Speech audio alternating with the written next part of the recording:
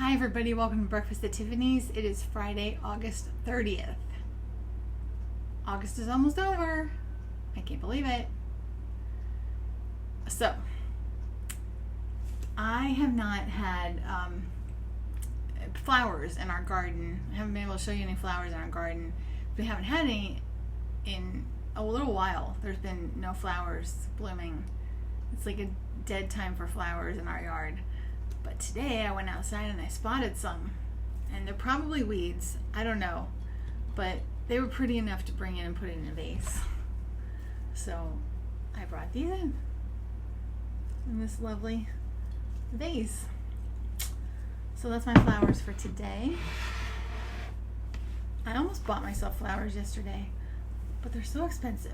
So I was like, I just need to start planting flowers, so I'm gonna have flowers. So Andrew and I are working on that. We're talking about some things that we might plant in the fall so we have flowers in the spring, but I'm trying to plant it so that we have flowers all year long. So you're not being a landscape architect or anything like a botanist.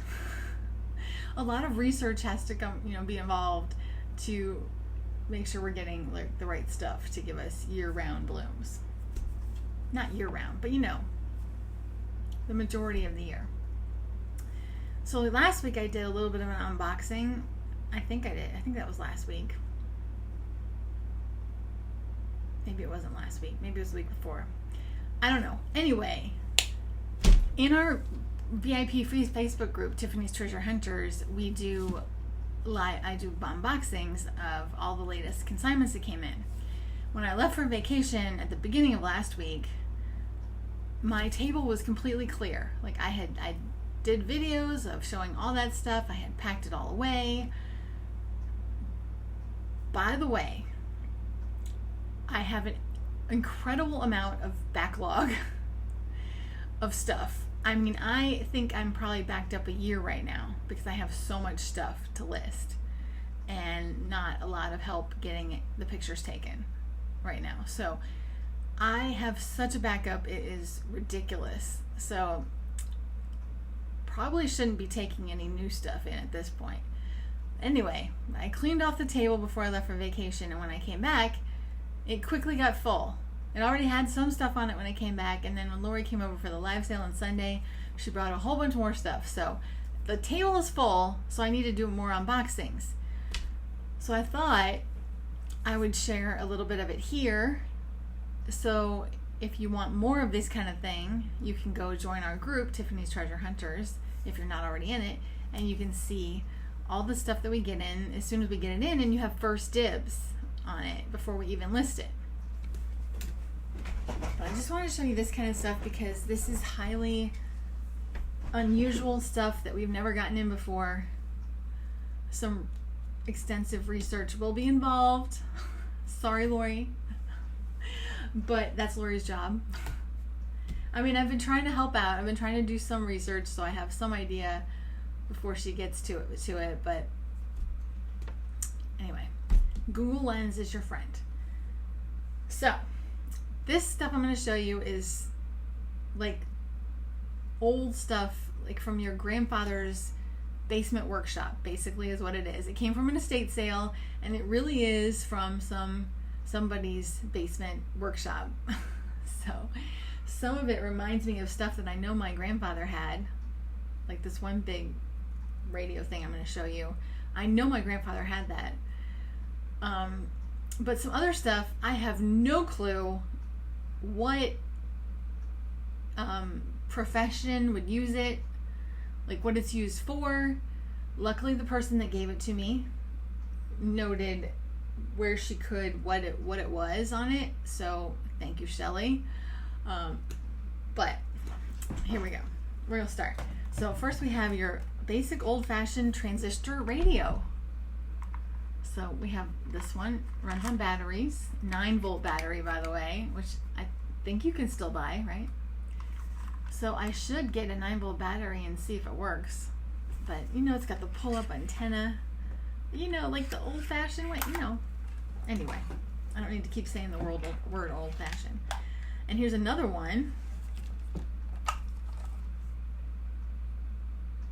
Yep, that one also takes a 9-volt battery, but this one actually has the cover on the back where the battery goes.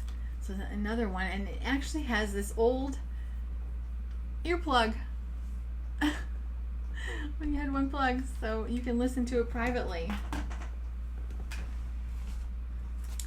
This thing looks a little bit newer. Green Line Test Instruments. And the prices that you might see on here are just the prices that they had on it at the estate sale. We haven't researched anything, so we don't know what we're going to price it for. But. So this is a Greenlee clamp-on ammeters. Clamp-on ammeters.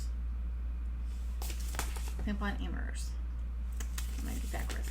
Anyway, that's what that is. And it looks like this. So that comes in this nice little case. That's one of the newer items. This thing, let me see here. It's got a handle. This is a Megarbittle insulation tester. Look at this old case.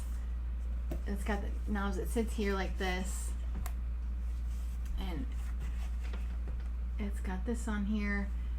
I'm thinking that something plugs in here, and I do have, maybe that's what this is for. That could be what some of this is for. I don't know. I have to check those out. Anyway, I thought that's just, I don't know. Interesting. If you have any insight on any of this stuff, please comment. So then we have an Amprobe analog clamp meter, and we have two of those. This one's got some cords in it, so maybe some of these cords go with this one. But looks like this. But I love these old cases. Look at this. I mean, this one doesn't have the flap over, but this still has the flap that closes shut. If the cords weren't in there, it would close. See? That is pretty cool. If you're into old tools and stuff like that. And I've got these cords, and then I've got this thing.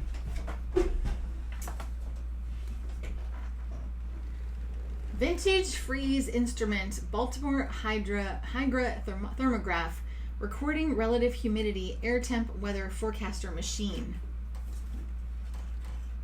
So if you're an amateur forecaster, I mean, here you go.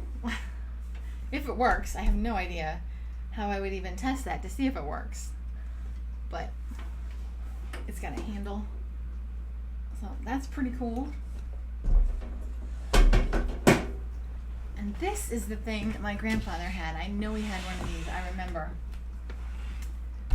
Oh, God, it's heavy. So, this. And you open this up.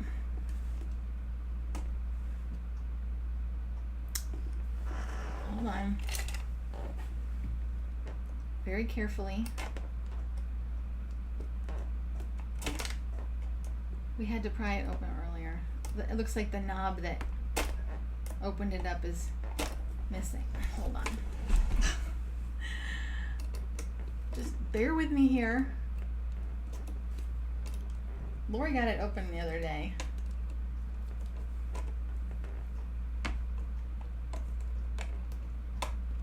Okay, I really should have opened this before I started the video. So, anyway. It is a radio, here we go, solid state 8-band tune in the world, and it's supposed to get radio stations from all over the world on it. It says PS2, PS1, VHF, FM, AM, MB, SW1, SW2, and then it tells you this thing, I don't even know how you read, oh, this is the time zone thing or something. It says AM and PM. I don't know, but I know my grandfather had one of these. I remember it. So, and then there's something on the bottom like this. I guess that's where you put the battery in.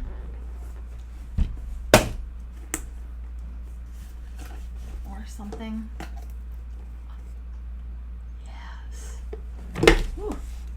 So, oh, it's got a plug. It plugs in. And then there's something here for battery. Oh, we can do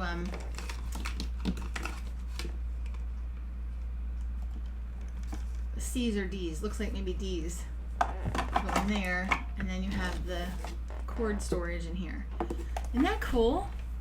I mean, I think Andrew might even want to play around with this one and make sure it works. So, he hasn't seen it yet. Well, he was here when she dropped off this stuff, but I don't think he paid attention to it. And the last thing is a little bit more modern.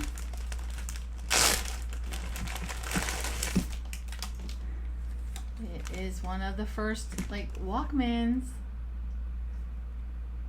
Yep, Panasonic FM AM stereo. This doesn't play the tapes or anything, but it's the Walkman with the headphones.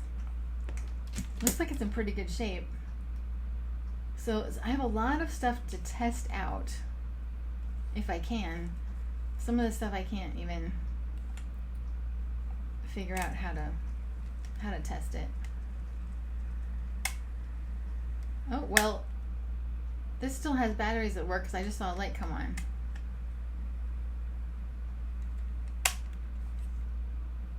You know what? This might hold it. This might be play a cassette tape. It does. It's got the old cassette tape and it's got one in it. Seminole Wind by John Anderson. Look at that. I had a ton of these. You know, like the Columbia House Records thing I had, where you get, like, you know, 15 for $1 or whatever. I don't know what it was, but and then they would send you one every month you had to pay for or not, or send it back, or do return to sender or something. Yeah, I had a lot of those. I had the shelves, the things that hang on the wall that hold all the cassette tapes. A lot. Anyway, pretty cool. That is what's coming up. If you want to see more unboxings, join Tiffany's Treasure Hunters.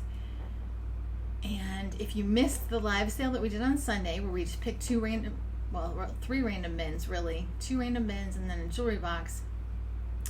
We showed all that on Sunday, and those items are still up on our website. They're still available in the live sale collection for the discounted price that we showed in the live sale.